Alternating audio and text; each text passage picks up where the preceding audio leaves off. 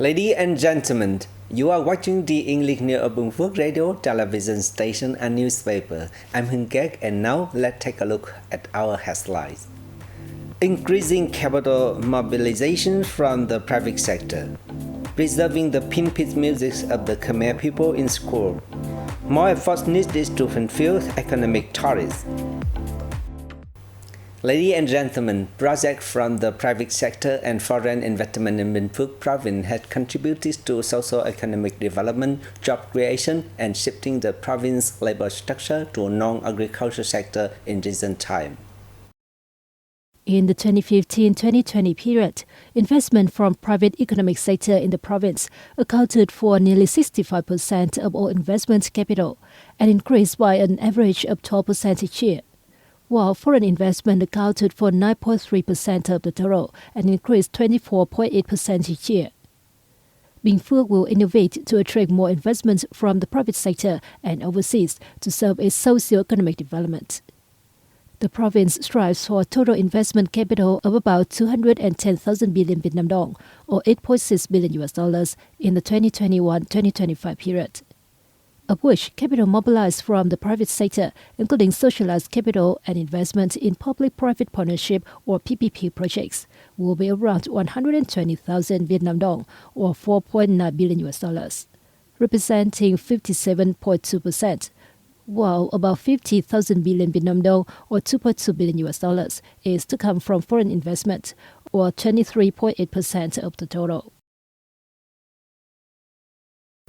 Training and improving the qualification of official and civil servants at all levels in Bình Phước has long been given focus by the Provincial Party Committee and People Committee.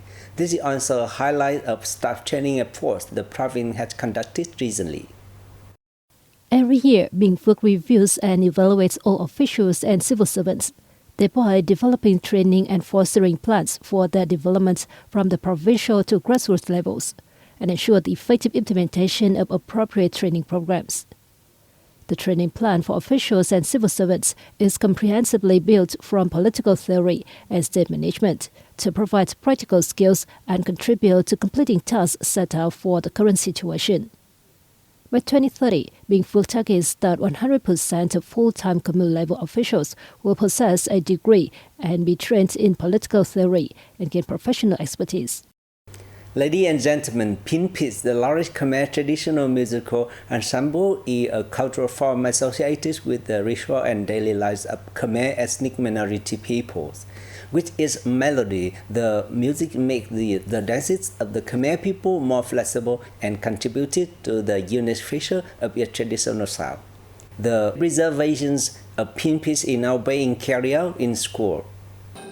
The boarding school for ethnic minorities, Long Ninh Secondary School, is fully equipped with pinpiece music set, with main instruments combined with bamboo flutes, percussion, and stringed instruments. In addition to the songs of the Khmer people, the children also learn other songs about the country and people of Vietnam. The school's musical offerings appeal to many students who actively learn and perform. Through life's many changes, the vitality of pinpiece has adapted to survive and develop. Efforts to preserve it in schools are greatly appreciated, encouraging students to practice and maintain the culture at form.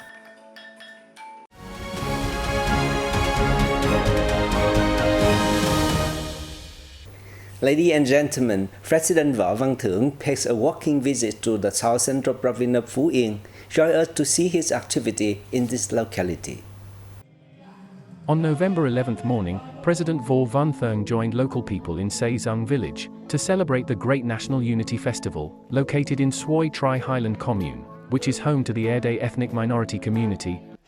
The village has 187 households, including 171 ethnic minority families. Speaking to local residents at the event, the state leader emphasized that the spirit of great national unity is a precious tradition of the Vietnamese people. He said that given the still high poverty rate, the top priority for Suoi Tri residents is to join hands in eradicating hunger and achieving sustainable poverty reduction, as well as pay more attention and provide favorable conditions for the education of younger generations. On the occasion, the president and leaders of the Vietnam Fatherland Front and Phu Yen province presented gifts to outstanding local education managers, teachers, community members, and students. COVID-19 and geopolitical tensions in the region and the world have put Vietnam's economy under pressure in recent time. Despite being viewed as among the world's leading performers, Vietnam's economic growth has now fallen behind the government's initial plan for the 2021-2025 period. A recent economic report from the Ministry of Planning and Investment revealed that since the end of 2022, geopolitical headwinds coupled with global economic recessions have slowed Vietnam's economic growth. Indeed, the country's GDP growth in the first half of 2023 was only 3.72%, putting considerable pressure on the annual target of 6.5%. In order to reach the economic target for 2023 and the 2021-2025 period, the government had issued plans and policy to stimulate the economy, most notably the Program for Recovering and Developing the Economy and Public Investment Disbursement. If carried out properly, the public investment disbursement rate could be 95%, which would lift the growth rate to 5.8% at most. To boost economic growth and fulfill the targets set for 2021 and 2025, in addition to lubricating traditional growth engines, it is necessary to quicken the country's green transition and promote the circular economy. According to calculations from the Ministry of Planning and Investment, even if this year's economic growth meets the targeted 6.5%, it must be at least 7.76% in 2024 and 2025 to meet the 6.5 to 7% target initially set for the 2021-2025 period. If GDP growth this year is 6%, annual growth of at least 8% will be needed in 2024 and 2025, which is a daunting task for the economy. Vietnam, with a population of nearly 100 million people, is considered a potential investment market for famous retailers around the world. Therefore, many foreign retailers have increased their investment. According to the Ministry of Industry and Trade, Vietnam's retail markets had a scale of more than $142 billion, 16% of which come from e-commerce. E-commerce businesses in Vietnam gained a revenue of $14 billion by 2022, and the revenue is expected to reach about $32 billion by 2025.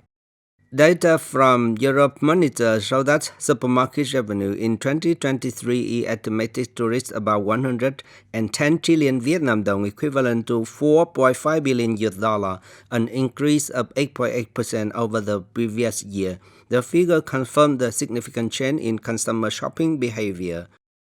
Vietnam has witnessed excitement in the domestic retail market from the first month of the year until now, when a series of big brands in the foreign retail industry has announced an increase in investment capital to this market. Ho Chi Minh City industrial production has been trending upward between January to October, with high consumption indices of some of its major products and in some industrial sectors. A recent report by the Ho Chi Minh City Department of Industry and Trade indicates that a number of key industrial product groups experienced significant year-on-year growth in the period. They include plastic packaging materials, mineral or chemical fertilizers, condensed milk or cream, among others. In October alone, the consumption index of the local processing and manufacturing industry climbed by 2.3% compared to the previous month, and by 19.9% against the same period last year, signaling its recovery in the remaining months of the year. Experts have assessed that the Southern Economic Hub possesses strengths in terms of good logistics infrastructure and regional and international transport connectivity. Additionally, it continues to take the lead regarding geographical advantages, local brand, and high-quality workforce. And that's it for the edition of BPTV News. Thank you very much for watching and see you next time.